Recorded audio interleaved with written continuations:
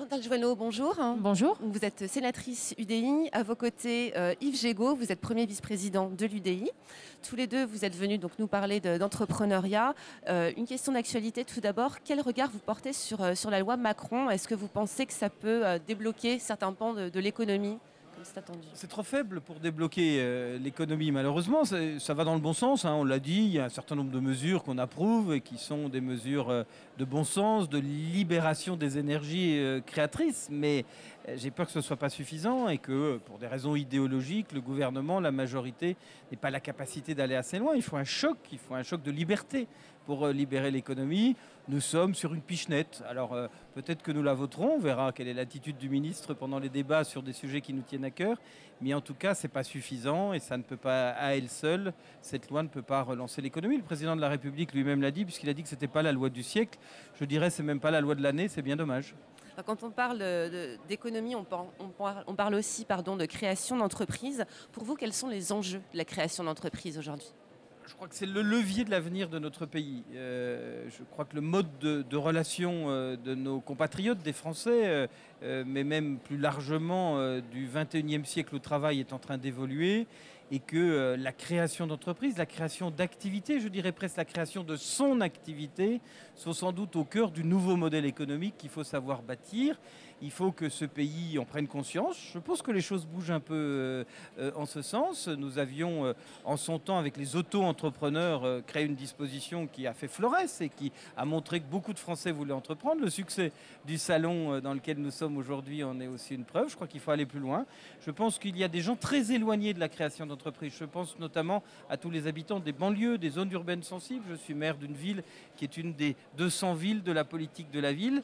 Moi, je préconise une chose assez simple, que dans les lycées de ces banlieues, la création d'entreprises soit enseignée. C'est qu'on explique aux jeunes dans les lycées comment on crée une entreprise, pourquoi on crée une entreprise, et de leur faire comprendre qu'ils peuvent eux aussi, par la création d'entreprises, mettre leur talent au service de leur avenir. Il y a un message à la fois positif et d'initiative qui n'est pas assez porté et qui n'est pas assez généralisé dans notre pays. Il y a déjà des initiatives qui existent. Je pense à 100 000 entrepreneurs, au programme YOMP aussi qui s'adresse aux jeunes en banlieue. Pour vous, ça doit être généralisé? Je crois qu'il faut que l'État s'en empare.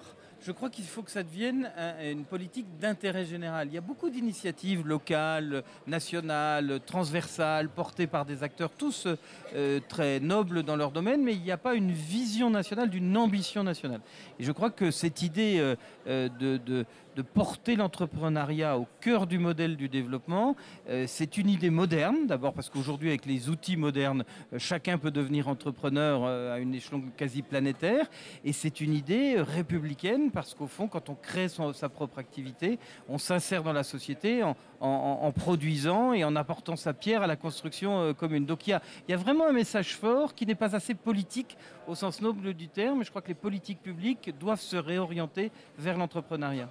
Chantal Joanneau, on vous sait sensibiliser aux questions des femmes, aux questions de l'écologie. Est-ce qu'on peut lier création d'entreprises par des femmes, écologie, tout ça, ce sont des thèmes qui vous parlent, qu'il faudrait mettre en avant? Ah bah oui, ce sont des thèmes qui me parlent. Alors, les femmes aujourd'hui, elles sont très sous-représentées parmi les entrepreneurs, souvent par autocensure.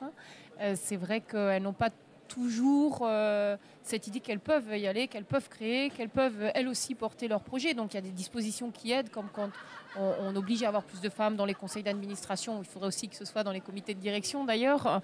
Mais au-delà de ça, ça rejoint d'ailleurs une des propositions d'Yves Gégaud. C'est aujourd'hui dans les lycées professionnels, dans les CFA, dans l'ensemble des systèmes de formation professionnelle ou de formation continue d'ailleurs, qu'on ait cette dimension d'aider les femmes, de les inciter à être entrepreneurs. Et c'est vrai qu'en général, les entreprises qui sont dirigées par des femmes performent mieux.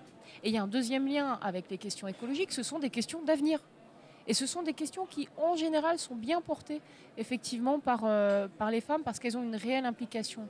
Et là, on pourrait imaginer que sur ces sujets d'avenir, comme sur l'économie collaborative, c'est un sujet qui nous tient particulièrement à cœur, il y a une forme de droit à l'échec de droit, à l'erreur de droit, à l'expérimentation. Qu'au moins, pendant un an, on arrête de dire à ces jeunes entrepreneurs, écoutez, d'abord vous respectez, effectivement, vous remplissez les cases, les fichiers, les formulaires, et après, vous allez vous occuper de votre activité. Non, pendant un an, qui se consacrent 100% à leur activité, Et après, effectivement, on va leur demander, peut-être au fur et à mesure, on va pouvoir définir des modalités de contrôle et d'organisation de ces nouveaux métiers.